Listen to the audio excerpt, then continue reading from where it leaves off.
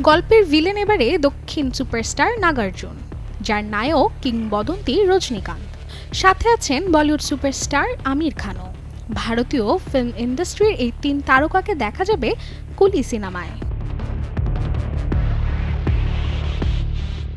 বছরের high voltage দক্ষিণী cinema কুলি প্রচারের স্বার্থে সদ্যই প্রকাশ পেয়েছে এর ট্রেলার। 3 মিনিট 7 সেকেন্ডের ট্রেলার জুড়েই আছে সাসপেন্স, অ্যাকশন আর থ্রিলার।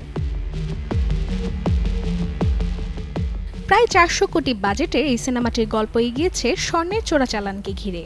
তবে 80 দশকের প্রেক্ষাপটে আন্ডারওয়ার্ল্ড জগতের সেই লড়াই ছাপিয়ে উঠে আসবে এক বন্ধুত্বের গল্প।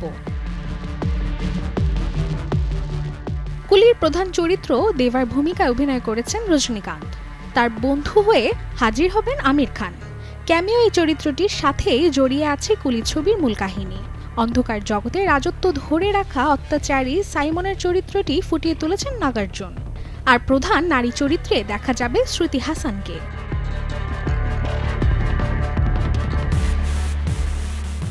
লোকেশ কানাগরাজের পরিচালনায় কুলি ছবিটি এরই মাঝে পেয়েছে ভারতের সেন্ট্রাল বোর্ড অফ ফিল্ম সার্টিফিকেশনের গ্রেড, মানে প্রাপ্তবয়স্ক সবাই দেখতে পারবেন কুলি। এজন্য অবশ্য অপেক্ষা করতে হবে 14 আগস্ট পর্যন্ত। Desk report, channel 24।